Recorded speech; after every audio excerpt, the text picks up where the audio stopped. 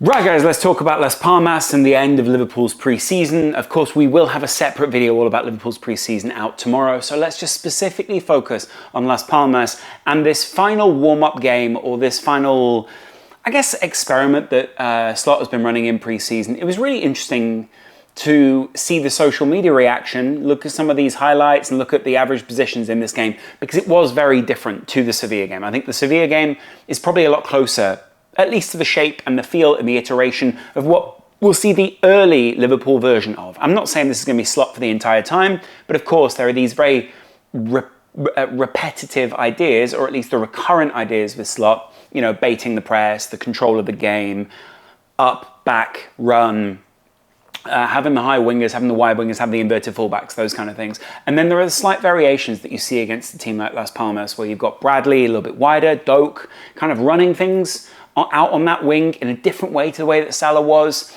certainly trying to be slightly trickier, certainly trying to combine with Nunez in a slightly different way to the way that Salah did with Jota, and certainly also looking out for those other guys and enabling, but also looking for those shots. I think it was quite interesting to see his role, but also here in the news, of course, that possibly Liverpool are looking to move him on in this transfer window, or at least open to move him on during this transfer window. We'll talk more about that probably later in the week, but a little bit more later in the video. Of course, this would be considered Liverpool's second string. There were still so many strong players in there. Obviously, if you start with a midfield with Harvey Elliott and Endo in there, alongside people like Curtis Jones, who are very open to press, who are very good at pressing in the first place, and certainly like have a long-term place in this team, I think you're going to end up with, you know, decent patterns. You're going to end up with some smart players. But I think Liverpool was they felt a little bit more as if they weren't putting their foot on the gas in this game. Didn't create an awful lot of chances. You could see, obviously, that they were kind of a bit more stuttering and starting. There wasn't quite the fluency, because I don't think this is that starting 11 that Liverpool are looking for. And those guys are probably looking to fit in with that other 11 rather than the other way around. There are also, of course, some tactical differences. Nunez comes with a slightly different array of talents to that of Jota. Gakpo, I actually was watching the Sevilla game and thought, God, I really love Gakpo to come on at this point and just see what it's like to have him cutting inside, getting on the end of those Soboslai chances, if he's going to get in those similar areas to someone like Luis Diaz. But that team looked a little bit sharper. They looked like they were slightly further ahead in pre-season. And I think we're getting a better idea of the team that will come up against Ipswich. Maybe not the team that will be there 3 weeks after, but the team that will come up against Ipswich. And we certainly saw there have been improvements under the coaching and the tenure of Arne Slot. First of all, Wataru Endo. I think it's unfair to compare him to that kind of, I think it felt like a very early iteration of Liverpool, and not such a great game for him earlier on in pre-season. This one felt a lot more like he understood what role he was going for. Maybe not the enabler, slightly deeper role that we would have thought of him as. Because I think now we're seeing, and weirdly, like now that we've pointed out what Liverpool lack, which is that Zubimendi type player, we're now trying to compare all these Liverpool players to the Zubimendi model and saying, oh, well, maybe this guy is this, maybe this guy works here. Endo himself, I think, actually looked a little bit more attacking in this game and actually looked slightly sharper. I think his pressing was as ever you'd expect Endo's to be. I think winning the ball back is a real key for him, and similar to the Soboslai-McAllister combo with obviously Gravenberch sitting slightly deeper, you're going to see them getting the most tackles in. You're going to see them trying to win the ball back, playing through that central column and then getting it out wide and getting it back. There are these kind of recurrent patterns for Liverpool, but obviously personnel make a difference, right? I was impressed with Endo, I'll put it that way. Anything I saw of Endo, obviously that cute little pass that is now going around social media to Cody Gakpo, they didn't quite manage to finish. Liverpool rotating in that front line, trying to create space in that Las Palmas between the lines, in their lines just between the two. And it worked. I didn't actually think Las Palmas were that much deeper, but both sides, Sevilla and Las Palmas, played a little bit deeper against Liverpool, maybe on request of Slot, maybe because the opposition were also trying to do that. But then Las Palmas were much more on the break and much more just trying to get in down that right-hand side against Liverpool. And you can kind of see that in the heat maps. Like Ibrahim Konate seemed a lot more prominent. Nat Phillips was kind of able to just sit a bit more centrally and kind of be a bit more of a cleaner up.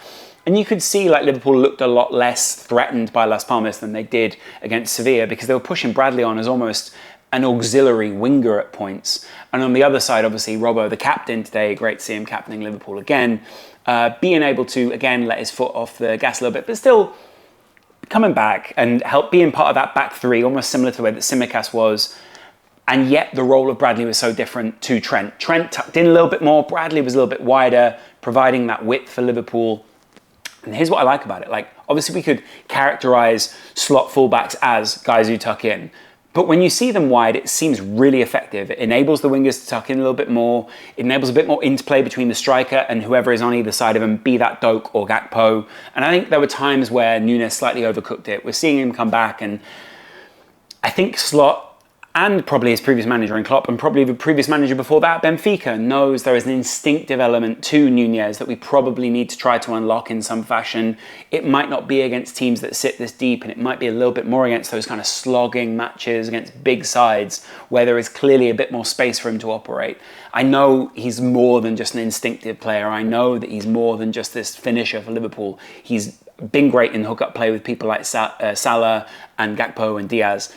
So he's got this ability, but in this game, I felt like there wasn't quite the hookup play. There was a couple of times where he sort of overthought it, overran it, wasn't quite there. And that's frustrating, obviously, from a Liverpool perspective. We want to see one of our biggest investments, one of our best strikers really performing. But I also think Slot wants to see people like Harvey Elliott there to unlock him. I think they want to see Curtis Jones hooking up and bringing the ball down the field a little bit more, being that glue that maybe Zubimendi is looking to be for Liverpool, or we're looking for him to be, vice versa. And then, of course, I think obviously we were without our captain, we're without our number one starting goalkeeper, though I think Kelleher does a really good job of slipping into this Slot system, getting that ball out, getting the ball back, and then getting it down the field. Clearly, the goalkeeper's got very clear instructions. And Slot said it himself post-game, right?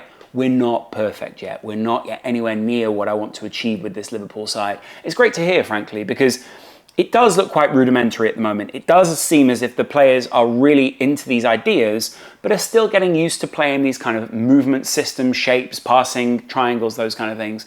And again, we're seeing a lot more of those satisfying moments where players get it, it clicks, the crowd react, moments where we're really appreciative of what Trent does, or really appreciative of what a winger out there does, and the little runs, the mazy runs, those moments we can kind of, as a crowd, get involved in those things.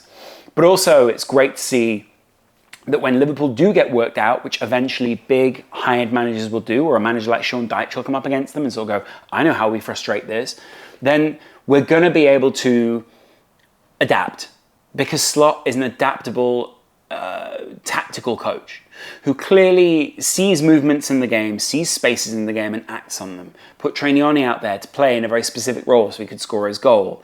Was giving instructions constantly to Curtis Jones and Harvey Elliott, and Watuendo was a little bit more self-sufficient. It felt like there was a fluency in the first game that we didn't quite have in the second, but I think what he was trying to do is get people into these roles that he wants them to play, get them to understand more the shapes and the ideas, and that's what you do against Las Palmas. You don't want to be doing that against Ipswich or in a cup or whatever it is. And obviously the more training sessions he has, the more time he has with these guys, the better. Of course, there are going to be some sales. Carvalho on his way out. It looks as if Ben Doak could be open to that as well. Bobby Clark, I really like Bobby Clark. I thought he was a great profile, but obviously if Liverpool think there's not value there, or they want to value him relatively lowly and just get him out the door, fair enough. Might be a PSR thing. We don't know what it is at this point. Or maybe Liverpool just looking to clear house and move people on who want to go and play first team football elsewhere. Hence why Harvey Elliott is staying and Carvalho is going. We can't have too many 10s in this area. It's just also interesting to look at the profile of player that we're allowing to leave. Sepp van den Berg, obviously, we would probably see Nat Phillips move on, and maybe there is something about having a local boy in the squad that I think, or someone who's been there for a while, that we would like.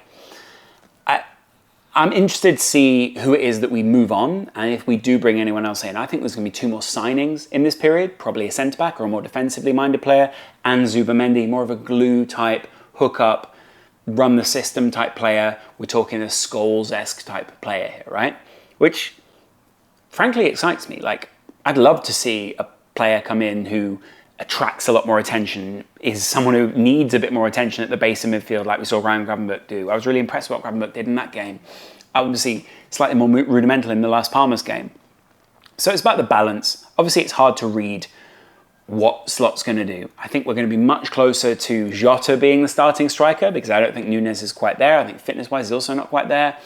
And I think we're probably closer there with Diaz and Salah, 2 players who are much more in tune with their instinct right now, probably thriving in this Slot system, clearly enjoy the shapes and the ideas that we're making, And let's hope that Liverpool can continue some of this pre-season form. I think it's going to go from this level of competitive to this level of competitive, and I'm excited to see Liverpool actually competing. I think there's going to be a lot more pressure on them.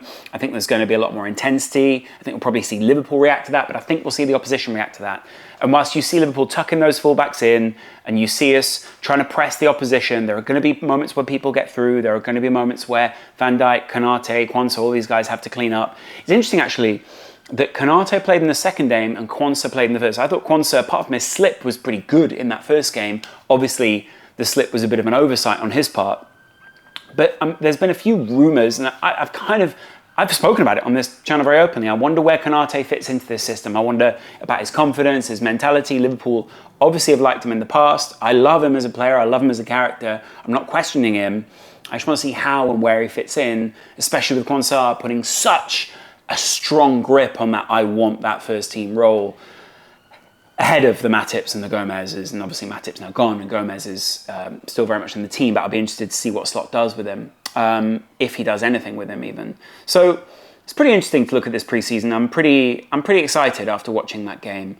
Yeah, I just want to know what your guys' thoughts are, what your overall ideas on, Slot's system, what we'll end up doing, who from that second game should be pushing on to get into the first team. For me, it's Harvey Elliott. For me, it's probably Endo into the squad. I don't think Curtis Jones starts that first game. I think we're probably looking at Robbo at left back, though for some weird reason I'm really enjoying Tsimikas, and I can't help but feel that there is some sort of crossover between the Klopp era where they were like, I see something here that we can do with him, but we can't do it while we're trying to go for the title here. Maybe the next coach, the next manager is going to pick that up. And I think we might see Gakpo. But I love what Diaz did in that first game. But I just love to see Gakpo playing that Diaz role, if he's capable. Let's see.